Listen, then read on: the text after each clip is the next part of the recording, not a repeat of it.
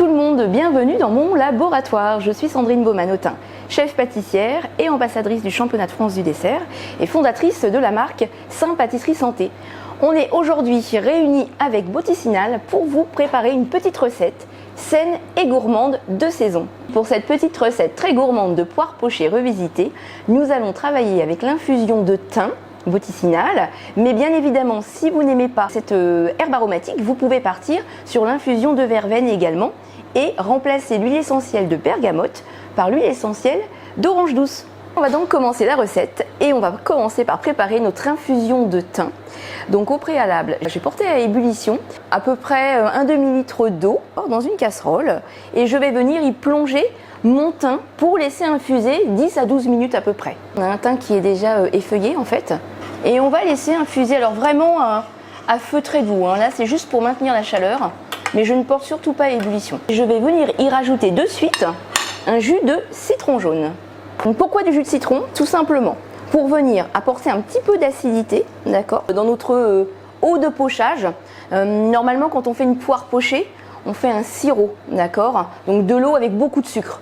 Moi là le but c'est vraiment de réduire l'index glycémique dans la recette et donc de retirer au maximum le sucre pour vraiment mettre en avant en fait les autres ingrédients, donc l'herbe aromatique, le thym, le goût de la poire, l'huile essentielle de bergamote qu'on va utiliser, le chocolat dans la sauce, etc. Mais il va falloir quand même apporter du goût et de la saveur. Donc le thym d'un côté, mais on va rajouter ce citron et je vais faire un mélange de citron jaune, citron vert pour avoir le petit côté acide du citron jaune et le côté floral du citron vert, ce qui va venir rehausser un peu l'ensemble.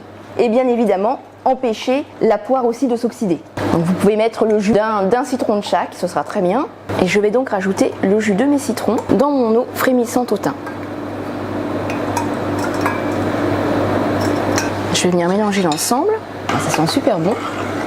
Et on va laisser infuser une dizaine de minutes, d'accord? Maintenant on va passer aux poires. Ici j'ai deux variétés de poires différentes.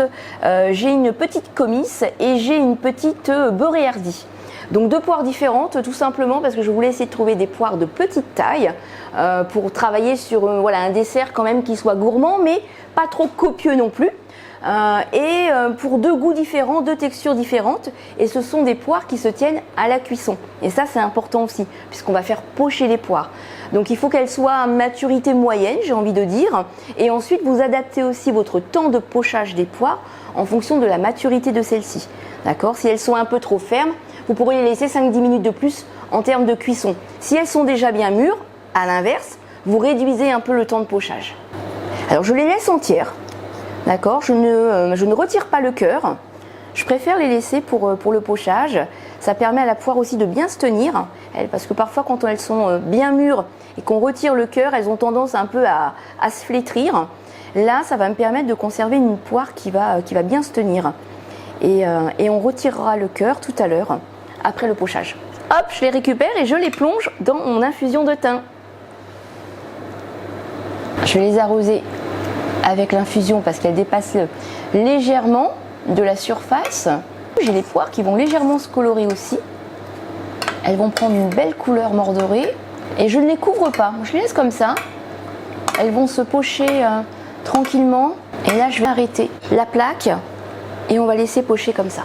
Voilà pour la première étape de notre poire pochée. Maintenant on va passer à la réalisation de notre sauce chocolat huile essentielle de bergamote et dans un premier temps on va faire chauffer notre mélange de lait et de crème liquide entière. J'en ai préparé 20 centilitres et 10 centilitres de lait classique, lait de vache, demi-écrémé. Donc on va les réunir dans une casserole et on va les porter à ébullition parce que je vais avoir besoin de les utiliser ensuite de manière très chaude. Dans un second temps, on va caraméliser du sucre de fleur de coco. On est sur un sucre complet issu de la fleur de coco, donc non raffiné, non transformé et qui contient encore beaucoup de minéraux, de vitamines et d'antioxydants. D'accord ? L'avantage de ce sucre de fleur de coco, c'est qu'il a un faible index glycémique. Donc ça c'est vraiment intéressant, ça nous permet de réduire la quantité de sucre dans le dessert et au final dans votre corps. D'accord ? Index glycémique bas, mais en revanche, pouvoir sucrant double. Ce qui veut dire que dans la recette, on doit diviser la quantité de sucre normale par 2, voire par 3. On va le travailler sous forme de caramel et on va réaliser un caramel à sec. Donc ça, souvent, c'est la petite étape qui fait un peu peur quand je parle de caramel à sec. Et je vais vous montrer que ça se passe très bien et c'est très rapide. Allez, mon mélange est chaud, je vais pouvoir le débarrasser. Je récupère mon sucre de fleur de coco et on va donc réaliser un caramel à sec. Alors lorsque je dis caramel à sec, c'est uniquement mon sucre. Caramel à sec avec le sucre de votre choix, bien évidemment. Du sucre blanc classique de betterave, un sucre complet, du sucre de fleur de coco, tout est possible. Il vous suffit juste d'avoir une casserole, votre sucre et on va juste venir parsemer la surface de la casserole, je montre, d'accord, avec hop, le sucre. Avec mon sucre de fleur de coco, la caramélisation va être beaucoup plus délicate. C'est pour ça que je mets ma puissance de feu beaucoup plus douce et que je vais vraiment surveiller mon sucre de coco. J'ai mon sucre qui commence à caraméliser sur l'extérieur de la casserole. Donc là, il faut commencer à surveiller. Et je vais remuer un peu mon sucre. Et là, ça va se caraméliser assez rapidement. Faites attention avec le sucre de fleur de coco. En fait, le sucre va commencer à caraméliser vraiment dans le fond. Le caramel devient très sombre de suite. D'accord? C'est normal. C'est pour ça qu'il faut être vigilante. Mais ça se fait tout seul. Il n'y a vraiment rien de compliqué. D'accord? Et là, ça y est, hop, j'ai mon sucre qui est transformé en caramel. Ok? Donc là, je vais juste le pousser pour le sortir de la chaleur. Et je vais récupérer mon mélange de crème et lait chaud. Donc vous versez doucement, d'accord, pour ne pas avoir de projection brûlante. Allez, je vais verser tout doucement. Et là, on entend ce petit crépitement. Voilà, je vais venir déglacer mon caramel à sec. Et là, je vais venir mélanger légèrement. Donc si vous avez des petits cristaux de sucre qui se sont reformés, aucun problème, hein, d'accord? C'est un peu normal, vous avez quand même un contraste de température, un choc thermique, j'ai envie de dire. Et du coup, vous pouvez avoir des petits cristaux qui se reforment. Donc là, vous allez laisser refondre en fait ces petits cristaux à feu doux. Et vous allez avoir votre caramel qui va se former, votre sauce caramel qui va se former et avoir quelque chose de plus épais qui va apparaître au fur et à mesure. Donc là, c'est rapide, hein, ça se fait en 5 minutes. Hein. Maintenant, je vais venir verser cette sauce sur mon chocolat noir. Donc, je vous ai préparé en amont des petites pistoles de chocolat noir. On est sur un chocolat noir à 70%. D'accord? Je vous conseille de partir au moins sur un chocolat noir à 70% pour éviter aussi une grosse présence de sucre. Je vais mettre ces petites pistoles de chocolat dans un récipient haut. Pourquoi? Tout simplement parce que je vais mixer ma sauce pour avoir quelque chose de très homogène, de très fluide. D'accord? Donc, je choisis un récipient haut parce que j'ai mon caramel qui est chaud en plus. Donc, on va éviter de se brûler, d'avoir des projections en mixant. Allez, je vais verser dessus. Voilà. Et là, on va commencer à amorcer en fait la fonte des pistoles de chocolat. Et maintenant, un petit coup de mixeur plongeant, juste 30 secondes pour parfaire juste l'homogénéité de la sauce. Donc maintenant, nous allons ajouter notre huile essentielle de bergamote dans notre sauce caramel chocolat qui a refroidi. Important, laissez refroidir d'une part votre sauce pour avoir une texture idéale. Ma sauce caramel chocolat doit être nappante, très gourmande. D'accord? Si vous l'utilisez chaude, elle sera beaucoup plus fluide, beaucoup plus liquide. Et ce qui est important aussi, c'est d'incorporer l'huile essentielle à froid. D'accord? Pour ne pas abîmer entre guillemets l'huile essentielle, pour ne pas détériorer les vertus qu'il peut y avoir à l'intérieur. Donc je vais rajouter à froid et je vais bien sûr en mettre qu'une seule goutte. Donc on y va tout doucement et je vais verser ma petite goutte d'huile et c'est très rapide. Hop, à l'intérieur. Et comme il y a une différence de viscosité entre la sauce et l'huile essentielle, elle reste en surface et on a une petite goutte jaunâtre en surface et donc il va falloir venir mélanger l'ensemble pour que l'huile puisse se parfumer, se mélanger à la sauce chocolat caramel. Et on va passer maintenant au dressage de notre dessert et donc de notre poire pochée revisitée à l'infusion de thym et à l'huile essentielle de bergamote. Alors on va commencer par disposer un petit peu de sablé cacao noisette que j'ai préparé en amont, d'accord, pour que ce soit un peu plus gourmand. Donc je vais juste mettre quelques petites miettes et ça va nous permettre de caler la poire en fait dans le verre. Je vais venir mettre ma poire.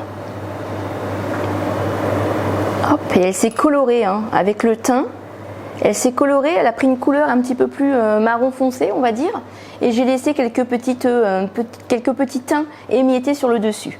Alors je vais ensuite récupérer un autre petit sablé, mais en forme de poire. Celui-ci, on va rester, hein, j'ai travaillé sur la poire. on reste sur la forme de poire et je vais venir le mettre sur le devant. Voilà, juste pour le petit rappel. Ensuite, puisque j'ai une bergamote fraîche, on va l'utiliser, on va récupérer un peu de zeste. Alors avec parcimonie, et on va juste venir en mettre sur la surface de la poire et en même temps on va avoir l'odeur aussi, donc ça va apporter beaucoup de fraîcheur. Donc un petit zeste de bergamote. Allez, on va être léger. Mais là, ça, tout de suite, on a l'odeur qui vient et beaucoup de fraîcheur, donc ça c'est très sympa. Voilà. Je vais ensuite disposer un autre petit sablé parce que moi je suis très très gourmande comme je vous l'ai dit et je suis sûre que vous aussi. Donc un petit sablé en forme de finger en fait, qu'on va pouvoir venir tremper dans la sauce, ça va être très gourmand. Et hop, on va venir la disposer sur le côté. Maintenant, l'infusion de thym. Donc je l'ai filtré pour retirer le petit thym effeuillé, d'accord. Et vous voyez, on a quelque chose quand même d'assez clair et assez voilà, très parfumé. Ça fait très envie aussi.